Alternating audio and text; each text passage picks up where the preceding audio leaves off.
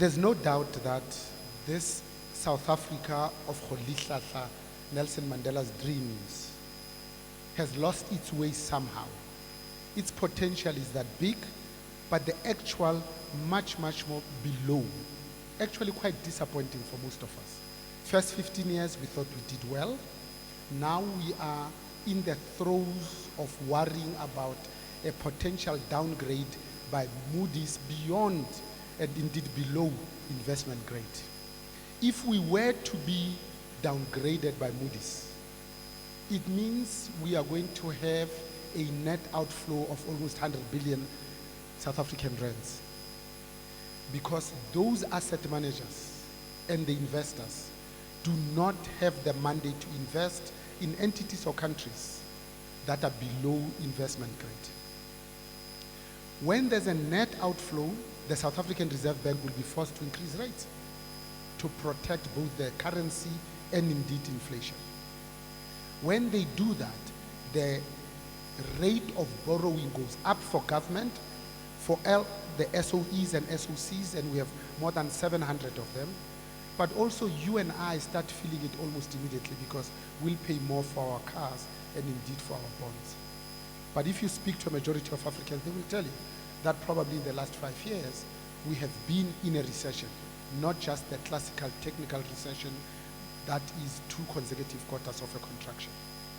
Our discretionary purchasing power and indeed disposable income is buying us less today compared to the same period last year. The thing that should really make us absolutely angry is the fact that all our problems and challenges have nothing to do with exogenous factors. The trade war between Trump and China, the Brexit of Boris Johnson in a few days' time, every single solitary one of our problems are self-harm, self-made, self-inflicted, cutting our nose to spite our face. And we are not even quantifying the cost of this lost opportunity.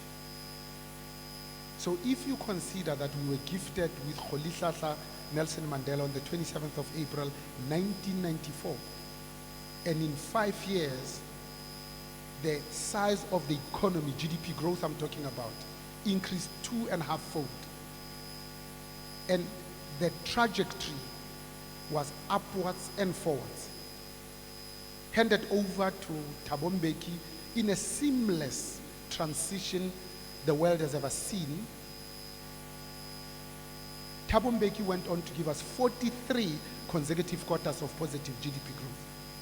We were able to add 500,000 families into the middle class. The number of students in institutions of higher learning increased from 7 to 11%, in absolute numbers to 1.2 million.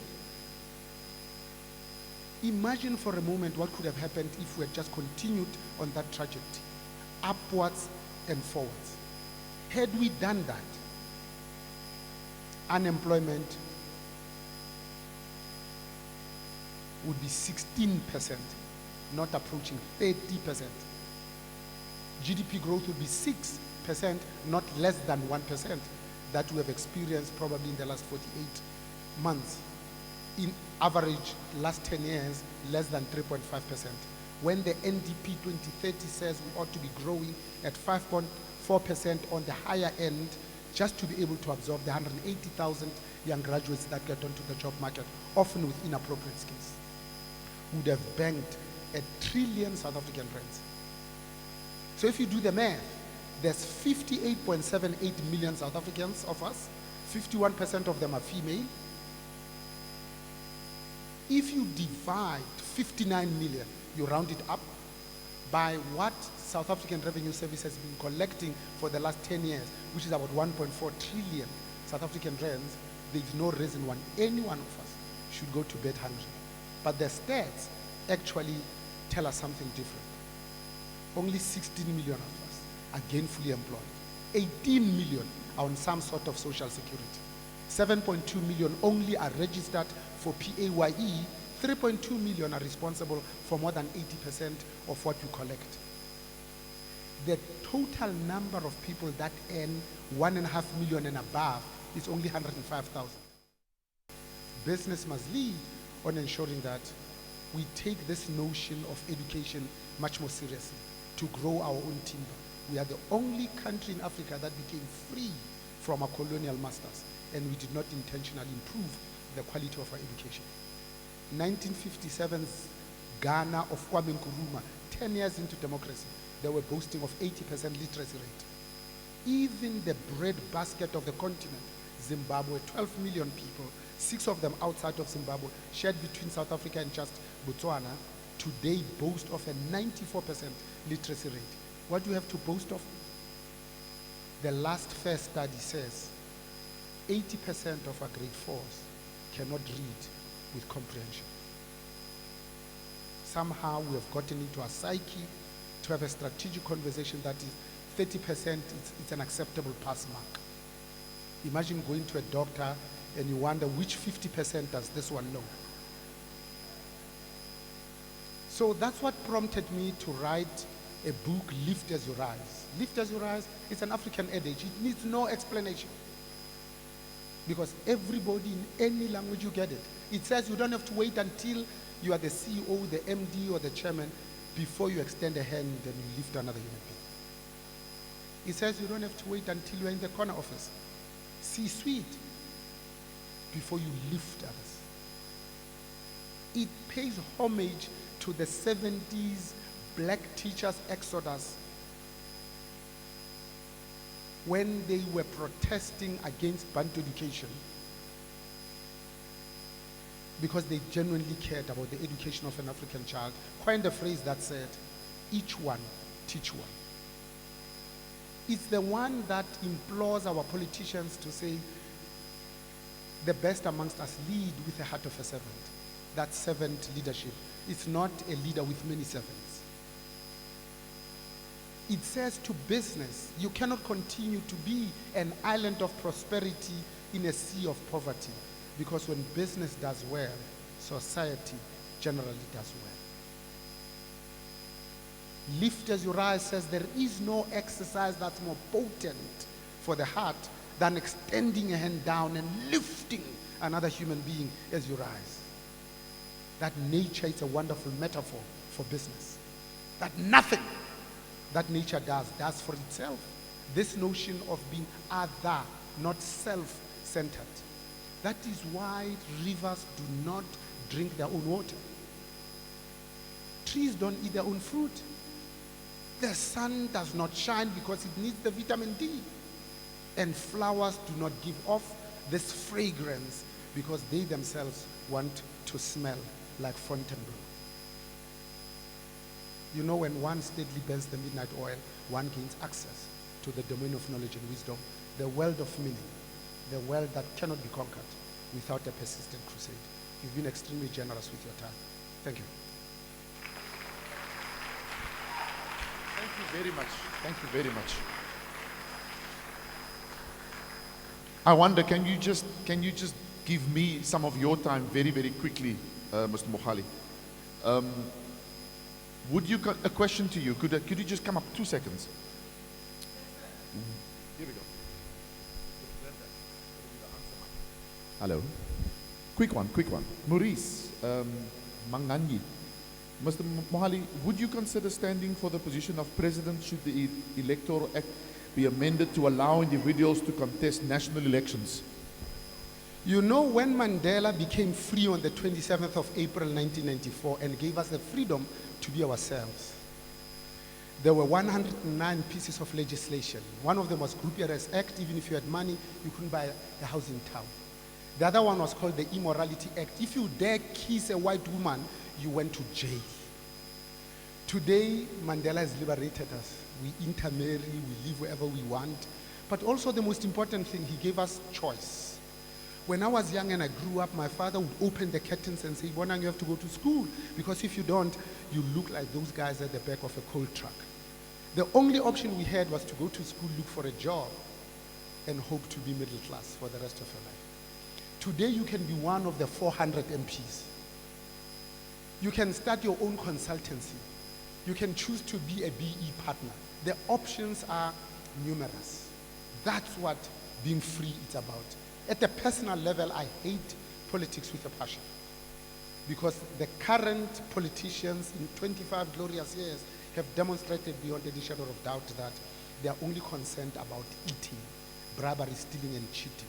We saw the most amazing industrial scale of state capture. But also, on the other hand, nature does not allow a vacuum. The rest of the continent has demonstrated that the good guys run away from politics and the bad guys occupy the space. The looting continues. At some stage, the best amongst us need to roll our sleeves and jump in and see whether you cannot help.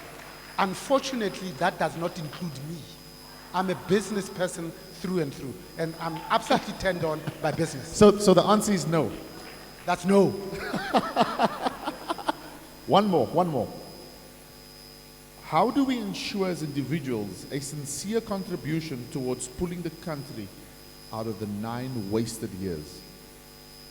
At a personal level, this happened on our watch.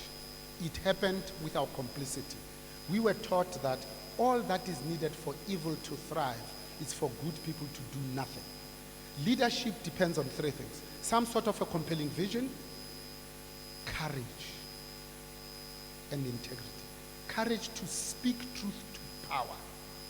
Courage of your convictions, irrespective of consequences. We saw Jacob Gedleyihlekisa Zuma being rotten to the core in exile. He came back, we gave him an opportunity to be MEC of Economic Affairs in KwaZulu-Natal. He continued stealing. He came into national cabinet as a deputy president to Thabo Mbeki and was fired by President Thabo Mbeki for soliciting bribes with Jabir Sheikh. And we went out and said, you are the one that we want to lead us.